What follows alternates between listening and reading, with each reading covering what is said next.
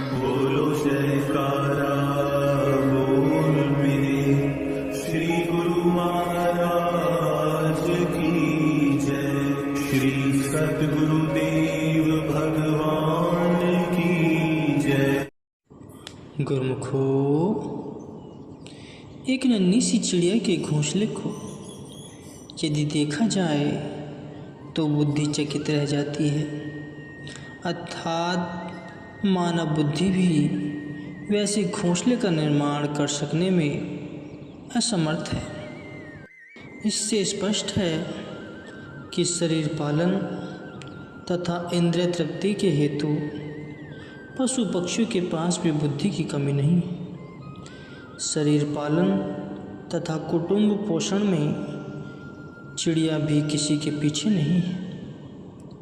बुद्धि तो चिड़िया में भी है, किंतु वह मात्र उदर पूर्ति तथा बाल बच्चों के पोषण में सीमित है। इससे अधिक कुछ नहीं करना उसकी बुद्धि के बस की बात नहीं। यदि मानव भी अपने विचारों और बुद्धि को केवल धन कमाने, शारीरिक मान प्रतिष्ठा प्राप्त करने तथा सुख भोग में व्यस्त रखने के लिए काम में खर्च करता है, तब तो साधारण जीवों अर्थात पशु पक्षी आदि जीवों जितना ही काम उस मानव बुद्धि ने भी किया है। यदि यही विचार है तो मानव जीवन के ध्येय की पूर्ति तो न हुई।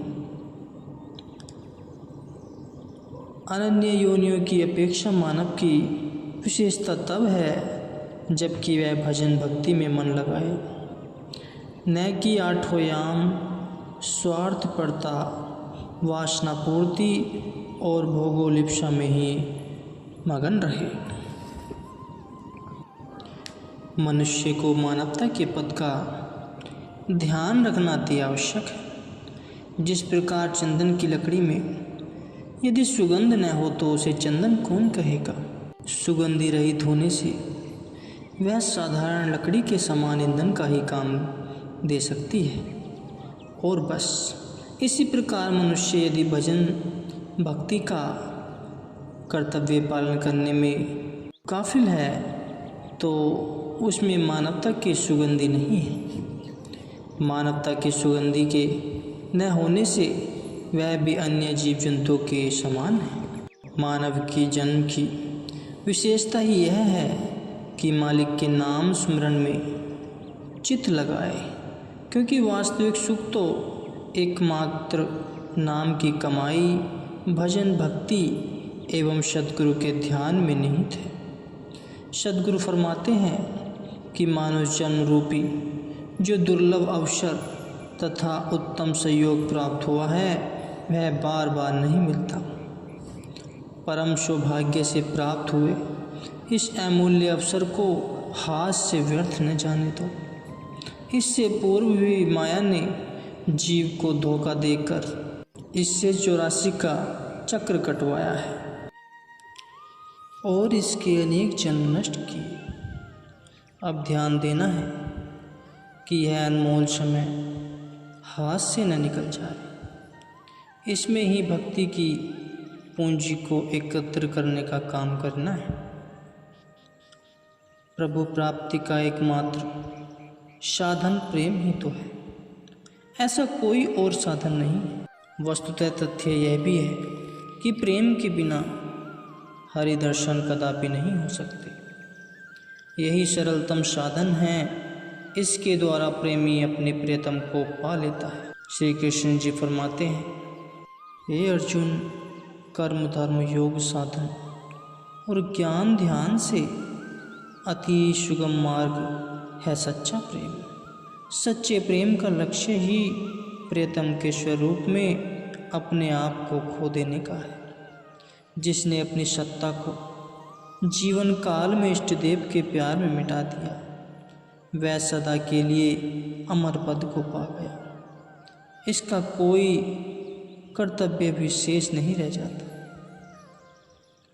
हे प्रिय सखा, जो सच्चे प्रेम और हार्दिक सौंदर्य से मुझ पर सर्वस्व समर्पित कर देते हैं, वे इस मिथ्या संसार के झमेले से पार हो जाते हैं और उनकी पहुंच आत्मा तक हो जाती है।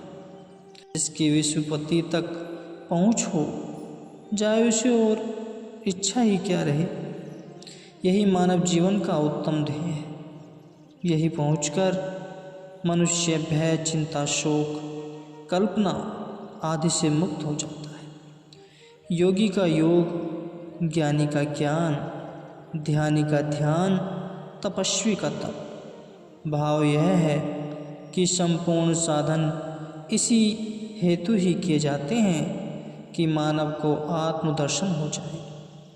उसकी प्राप्ति का एकमात्र साधन है सच्चा प्रेम, जिसे दिव्य एवं अलौकिक प्रेम भी कहते हैं।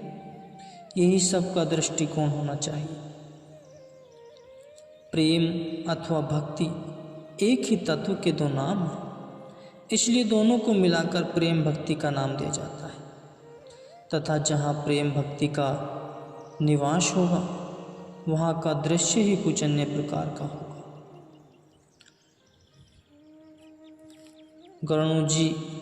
गरुड़ जी के प्रति काकभूषणी जी भी उपदेश करते हुए कहते हैं कि हे गरुड़ जी, जिसके हृदय में मालिक की भक्ति रूपी चिंतामणि बस जाती है, वह हृदय रात दिन परम प्रकाश रूप हुआ रहता है।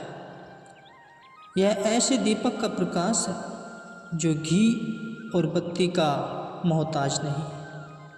चिंतामणि का यह गुण है कि उसमें से दिव्य प्रकाश की किरणें स्वतः ही हर क्षण फूटती रहती है। इसी प्रकार मालिक के चरणों में जिसका प्रेम है उसका चिन्ह क्या है? यही कि उसके हृदय में दिन रात प्रेम भक्ति का प्रकाश प्राप्त रहता है। माया मोह का अंधकार उसके निकट तक नहीं पटक सकता। जहाँ चिंतामणि हो वहाँ मोह रूपी दरिद्रता का क्या काम है?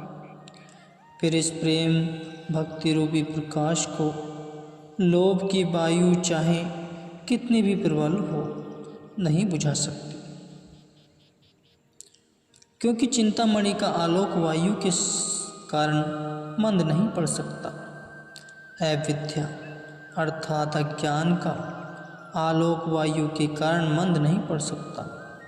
अविद्या अर्थात अज्ञान का प्रबल अंधकार इस ज्योति से स्वतः नष्ट हो जाता है तथा मन के जितने भी विकार हैं वे पतंगों के समान इस प्रकाश पुंज द्वारा जलकर भस्म हो जाते हैं। भक्ति की यही पहचान है कि माया मोह का अंधकार चित्त में न रहने पाए। जब तक माया का अंधकार चित्त से दूर नहीं होता वहाँ भक्ति कहाँ है? भक्ति रूपी चिंतामणि को तो जब हृदय में बसा लिया जाता है तब अज्ञान का अंधकार और मन के विकार आदि जीव को कदापि नहीं सता सकते। जब तक हृदय में प्रेम भक्ति रूपी अग्नि उज्ज्वल न हो, संचित कर्मों का विनाश क्यों कर होगा?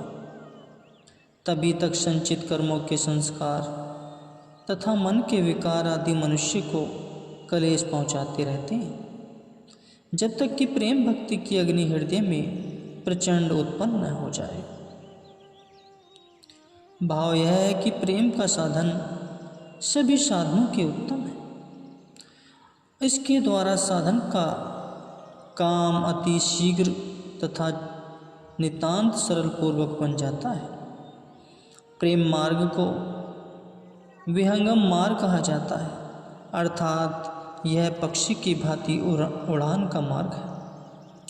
प्रेम की अपेक्षा अनन्य कर्म धर्म सब पिलीपी का मार्ग है, जिससे बड़ी लंबी यात्रा करनी हो। वह यदि चींटी चाल से चले तो कब तक अपने लक्ष्य का स्थान को प्राप्त करेगा, और यदि पक्षी की गति से उड़े तो कितनी देर लगेगी, इसका अनुमान कर सकना बहुत कठिन नहीं है। जीवात्मा भी जन्म जन्मांतर से अपने मालिक से दूर पड़ा हुआ है। इसके सम्मुख भी बड़ी लंबी यात्रा है। इसलिए जब तक मालिक के चरणों में प्रेम न हो, भक्ति मार्ग में सफलता की आशा नहीं की जा सकती। प्रेम के बिना लक्ष्य की प्राप्ति कठिन है गुरु को।